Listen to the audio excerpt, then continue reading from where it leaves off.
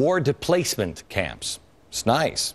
There's just one little fact, Joe, that you forget to point out, and that's really critical to the history lesson.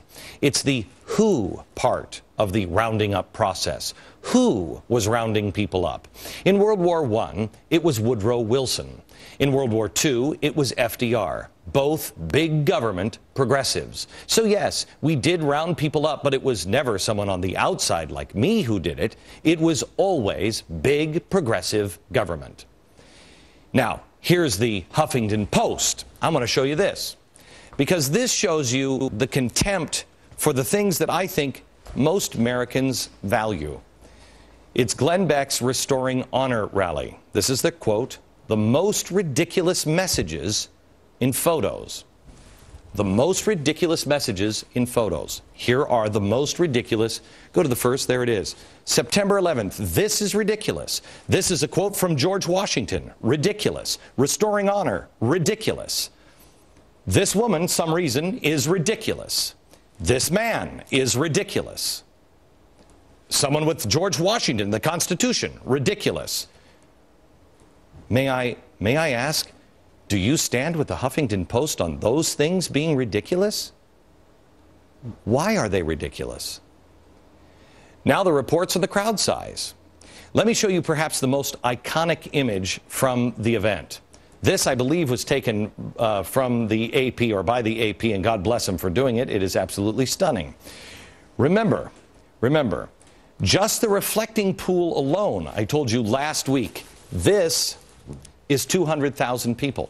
There are people, you can see them here and here and here, and we have photos down both of these paths at glennbeck.com. There are people, look at them, all throughout the trees. Plus here, this is the end of the block, or the end of the reflecting pool. It goes across the street and the crowd picks up again. This is completely filled all around the Lincoln Memorial. Back to the Washington Monument. To be exact, the length from the base of the Lincoln Memorial to the Washington Monument is 8/10 of a mile. And it was almost completely filled with people. So here's the crowd size reporting. NBC says tens, perhaps hundreds of thousands. Associated Press apparently didn't look too close at their own picture and said tens of thousands. I've seen lots of others echoing the AP at tens of thousands. CNN wouldn't pick a number. They compared the task to counting the crowd. It's like how many jelly beans are inside a huge jar, end quote. CBS strangely put the number at 87,000. Well, that's a pretty specific number there. Well, you sure it wasn't 93,412? We'll never know the exact number, but anyone with eyes can see this crowd was in the hundreds of thousands. Traffic was clogged in D.C. after the event and before the event. Metro workers said they have never seen anything like it. The lines at the Metro subway stretched 2 football fields. They had to wait hours in lines just to get on the subway to get to the event. Restoring honor, which was the #1 topic on Google Trends for much of Saturday. Glenn Beck rally and Sarah Palin were also at the top of the Google search's hot list category throughout the day. Over 100,000 people were streaming on the event on the live Facebook event. It was carried on C-SPAN. I can't wait to see the numbers. By our estimates, this event falls about the 6th largest, all-time largest crowd at the mall. That is tied with the inauguration of Ronald Reagan. So the media can diminish the crowd size all they want, but the images speak for themselves. Gee, who thought we should have many, many photographers and cameras? And who happened to have a ticket at 10 o'clock at the top of the Washington Monument and a photographer there so we could capture these things? Oh, I guess that would be us. Fool us once, and shame on you. Fool me twice, shame on me. Of course, the press hasn't hesitated in the past to give high estimates on Obama crowds. He's drawn some pretty huge crowds. After all, it's happened in history before, as he says. When there's trouble, someone like this usually appears. Here's a picture of 80,000 people in Denver. These numbers are all taken by the press. Here is 200,000 people in Berlin. Here is 100,000 people in St. Louis. By the way, we We took this one, St. Louis, because the media happily settled on 100,000 people for that speech. Everyone agrees 100,000. We knew the reports would, they would underestimate 828's crowd, and we knew that the media wouldn't get the message, and they didn't. And they didn't. Tomorrow's program, we're going to show you how many 100,000 St. Louis crowd areas can fit into the area that we just showed you at the mall. I want to show you the lead stories.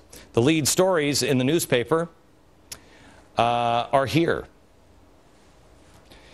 I'm grateful that this is all in the news, but I read all of these stories, or much of these stories, and it would be nice if they reported on what we talked about.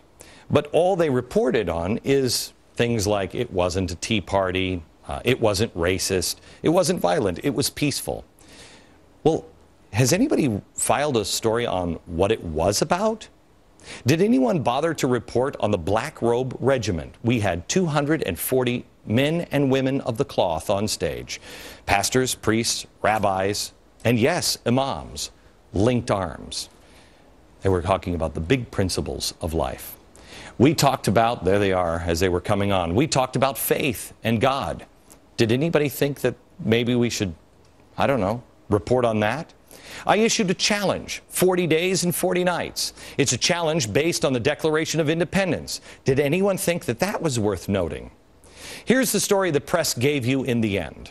This was a rally that was nonviolent, not racist, and not a tea party. And 87,000 people showed up. Yet the media also is reporting that history was made. Well, how? Why? I'm going to tell you something now that no one knows. On Saturday night, I woke my family up. It was about 11 o'clock when I got the news that the Smithsonian had called. They want items from the event preserved for the Smithsonian.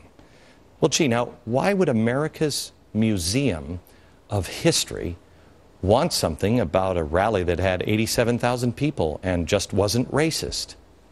Is that something worthy of being in a museum or being held in archives? The reason it's not reported is the media doesn't understand things like this.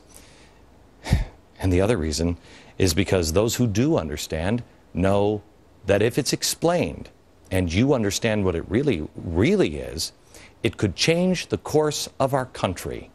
More on that next. Oh, say can you see? Ladies and gentlemen, please rise and join me in the saying of the Pledge of Allegiance. I pledge allegiance to the flag of the United States of America and to the republic for which it stands, one nation, under God, indivisible, with liberty and justice for all.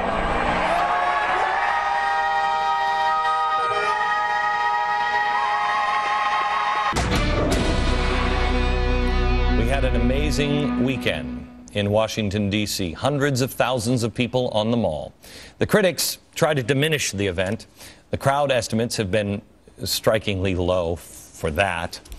But the only thing the critics could be right about is when they say this event will change nothing. They could be right. It's really up to you. If you don't take the momentum carried from Saturday and go forward, nothing will change.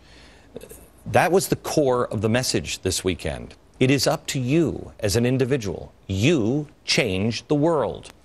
We honored 3 people with merit badges in 3 different categories, yet no one seemed to notice. Faith, hope, and charity. 3 amazing people who are living examples of what we all should strive for, and people we can teach our children about. They embody everything the day was all about. C.L. Jackson received a badge of merit for faith. This is a guy who risked his life to stand in the very spot with Martin Luther King. Later in life, he took a stand against many in his own political party and faith and lost almost all of his congregation. Albert Pujols, he received the merit badge for hope. Now here's a guy, despite all of his fame and fortune, puts God before everything else. This man hasn't changed with all of his success. He devotes his life to honoring God. He honors his wife. He honors his job. It shows with his tireless charity efforts and commitment to family. The merit badge for charity went to the most charitable person I know, John Huntsman Sr. John wasn't able to be there for the event because he was honoring family. His granddaughter was getting married. Receiving on his behalf was an amazing woman in her own right, a breast cancer survivor who wouldn't be alive today if it wasn't for the Huntsman Cancer Institute. Now, I'll tell you that one of the people on the stage that Saturday had organized a prayer breakfast for Obama during the election. She was an Obama organizer. Gee, isn't that interesting? Because it's almost like we said, faith, hope, and charity eclipses politics. It's about honor. Sarah Palin gave a moving speech that only a mother of a soldier could. She told stories of 3 amazing servicemen who joined us. Marcus Luttrell, the lone survivor. Eddie Wright, who lost both of his hands in battle and went back to work. And Tim Kirk, who's a prisoner at the Hanoi Hilton. You heard from Martin Luther King Jr.'s niece, Alveda King. She risked everything to be there. She has the gift of communicating in her blood. She eloquently expressed her profound desire for Americans to turn back to God. You also heard from another amazing man that America should know about, this guy, Dave Reaver. He's a man whose face was scarred beyond recognition during battle. He had a phosphorus grenade go off right here in his hand in Vietnam. Those burn at 5,000 degrees. Half the temperature of the sun.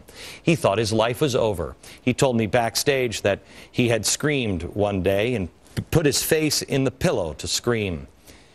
He didn't want anybody to hear him scream, but when he lifted his face out of the pillow, he couldn't help himself. Everyone heard him scream because his face remained in the pillow.